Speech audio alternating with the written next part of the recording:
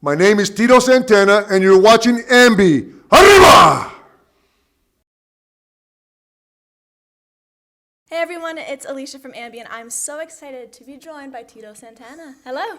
How are you, Alicia? I'm doing fantastic. How are you? Very good, thank you. I want to say thank you so much for taking the time to join me. You're so welcome. We are here at BCW in Windsor, where you are making a special appearance. So how is it feeling to be back in Canada and at the event? Well, it really feels good. I had a great flight this morning.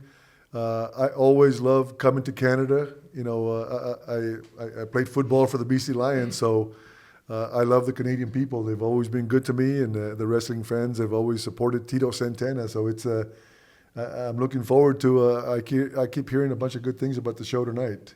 With all of the appearances and matches that you have under your belt, do you ever get nerves when you have appearances coming up, or are those kind of long gone? They're kind of long gone. You know, I've been in the business quite a few years. There was an interview where you said you wrestle a bit still. Whenever you can get into the ring, you like to. And you said that you still get the "you still got it" chant. And in your head, you're kind of going through your mind, no, I don't. So is that something that still occurs? Well, I don't know if it's the fans that just don't expect too much from me anymore. You know, they know how old I am. And you know, I do one or two good moves, you know. And I think I'm pretty quick in the ring still, but you know, they start chanting, "You still got it," and the claps in between. Yeah, and I'm thinking, you're not going to see much more. You know, you're not going to see a lot. Well, when it comes to wrestling, you initially actually weren't a big wrestling fan. So the first time that you were backstage in the locker room, you didn't recognize Dusty Rhodes, and Tully Blanchard had to tell you who he was. Is that actually true? Is that what went down? Yes. You know, I started wrestling and training by Hiro Matsuda in Florida, and the first show that I went to was in Miami, and you know, we drove to the show, which was 300 miles, and Dusty Rhodes and a few of the other guys used to fly on a plane. They used to charter a plane, and Dusty was, you know, I saw Dusty with his cowboy boots and his cowboy hat, and, you know, looking at Dusty, to me, he didn't look like an athlete, you know.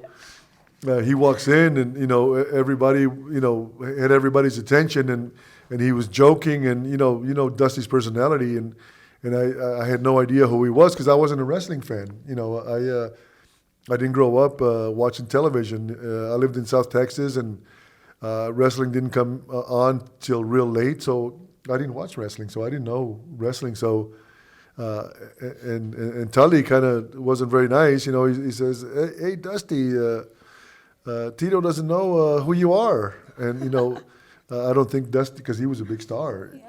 In Florida, I don't think Dusty, you know, took it very kindly, you know. So I spent the rest of the night apologizing to him. When people did find out, hey, maybe you weren't the biggest wrestling fan and you wanted to be a wrestler and you didn't know who a lot of the guys backstage were their initial reactions kind of offended, or how did they respond? No, I don't know that people didn't know that I was a wrestling fan. You know, I didn't announce it. You know, they just knew that. The wrestlers knew I was an athlete. You know, I got done playing football for the Kansas City Chiefs and in the BC Lions, so they knew I was an athlete. You know, so I had respect from the wrestlers. You know, just because they knew that I was an athlete, and me and the $1 Million Man and Tully Blanchard, we played college football in the same team. Yeah. So, you know, people knew a little bit of my background, so they knew that I was an athlete. The respect came there. Yeah, I mean, because you know, professional wrestling, there was a lot of football players, you know, that played college and some pros. And Still are. Yeah. Still is. So you know, wrestling is a fraternity. You know, the minute you become part of it, you know, you're in a fraternity, and you know, people are not looking at the negative things about you. They're looking, you know, to make you part of the family, because it is a family. And in your wrestling career, you're actually one of the only wrestlers to say babyface the entire time. Did you ever kind of want that heel turn? Yeah, I don't know if you're familiar with Strike Force. Me and Rick Martel had a nice run. We became very popular, and there was a time when Rick Martel had to take some time off, and he was gone for about a year, and we were going to come back, and we were going to have this big, you know, split, and I asked Vince if I could be the heel, because I just thought that the heels had all the fun in the matches because the heel is the one that controlled the match, and Vince says, no, you're going to stay babyface. So that was my only opportunity, and I didn't get it. Did you feel like babyface suited you more, or do you feel like a heel run would have been great for your persona? I think I could have been a good heel. Yeah? And I saw, a lot of baby faces who turned and became heels who I felt, in our business, you have to know psychology, learn the psychology of our business. And I figured that I had become a master of ring psychology, and I had been listening to the heels for so long. I felt that I could, very easily become a heel. And I wanted to give it a shot, because I saw most of the guys, that were not par to my ability, in the ring, that had turned and done very well. So I just figured if he was able to turn, and I know that I understand the business a little bit better than he does, I want to give it a shot, and because it was the heel who controlled the baby face, and who really, we were storytellers in the ring. We were short storytellers. There was the beginning, the rising action, the middle, and the climax, and I knew it, and I just wanted a shot to do it, but I never had the opportunity, and I will always regret that. But when people say that me and Steamboat are the only baby faces that never worked heel, it's also an honor to be in the same group as Rick the Dragon Steamboat.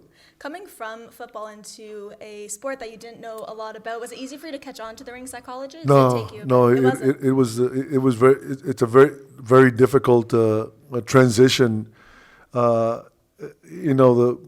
The old timers would always be advising me. I was very humble and taking advice and watching all the matches, and it's just the reason it's so difficult is because the fan reaction is different from town to town. Like you could have the same match in Madison Square Garden and get a heck of a reaction, and then go to Toronto and not get any reaction whatsoever with exactly the same match.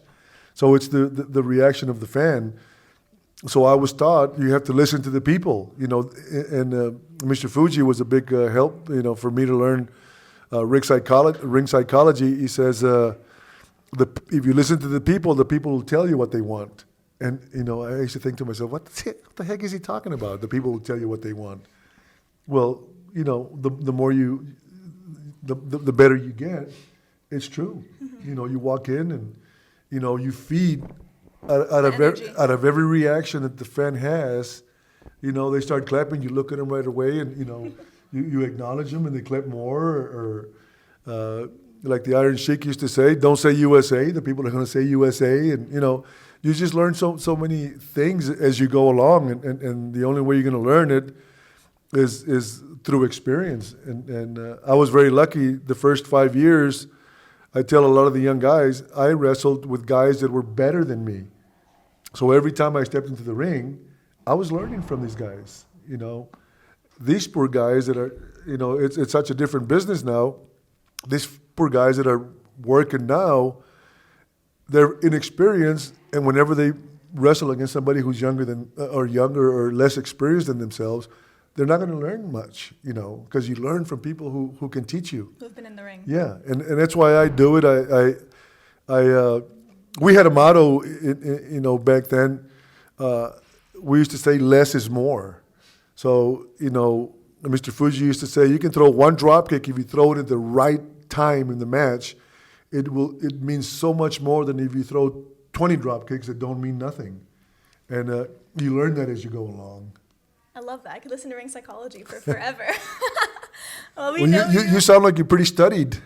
Thank you. You. You sound like you know your stuff. Why, thank you. It means a lot. Yeah. Well, we know you for the incredible matches, but when you have that rare time back home, how is it spent? Now? Mm. Well, I'm a school teacher. I've been teaching Spanish in the middle school. This is my 21st year. So I teach school full time. My wife we own a hair salon, and my wife runs the hair salon, and I work every Tuesday after school. For the reason being, I tell my students, if you want a haircut, you don't have to come to Santana's, but if you want an autograph, that's where I'm going to give you. I keep pictures that I give away, and sign. And I tell them, you don't have to get an autograph, you don't have to get a haircut. But when I first started teaching 20-some years ago, just fresh off of the WWF, a lot of the kids, I was signing a lot of autographs, and the principal says, Mr. Solis, you can't be doing that anymore. So then it's when I put a stop to it, and I told the kids, come over to the salon, and I'll be more than happy to sign. And I'll sign for any relative or any friend that you might want an autograph for. See me in my salon. Or 2 for 1, get a haircut and an autograph. Ring psychology, yes. Well, I wanted to talk music with you as well. I was kind of curious, who are some artists that you're listening to at the moment? To be honest with you, I couldn't name too many of the artists of music.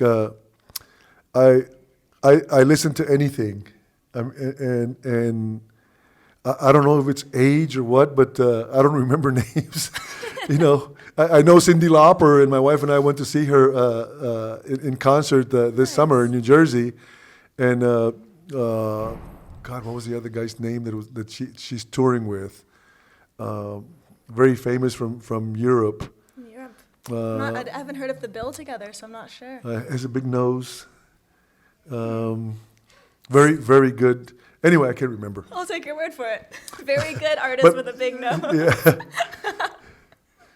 So, but I can tell you that I like to listen when I travel, go to different arenas. I also channel surf in my car to find Spanish stations. I like Spanish music. For some reason, Spanish music makes you want to dance. So I sing and scream in my car by myself, and it keeps me awake. How would you say you are at dancing? Would you say you're an okay dancer when it comes on? No, not very good. No, I dance my eyes. I was never a very good dancer. Okay. Never. Well, just to wrap things up, is there anything you want to leave with all of your fans who will be viewing our interview? Just any parting words to them? Well, I just want to let the wrestling fans, we're called legends. There's a few legends running around the country. Whenever there's a legend that's going to be around, we like to talk to the wrestling fans. When back then the fans couldn't get close to us. Now when we do small shows like this, the wrestling fans come up and always reminisce and talk about stories that they remember, matches that they remember, and they talk to us about what a big part we were in their lives. So whenever you get an opportunity, to visit me or any of the other legend fans when they're around, I don't know how much longer we'll be traveling up and down the streets, up and down the world, because we go all over the world. Please come by and meet us and talk to us. I want to say thank you so much to this legend for talking to this wrestling fan. I can't tell you how much I appreciate it, so thank you. Thank you, Alicia. And remember, to everybody viewing, you can visit us at musicblogger.com for all exclusive interviews, features, videos, and so much more. See ya. Arriba!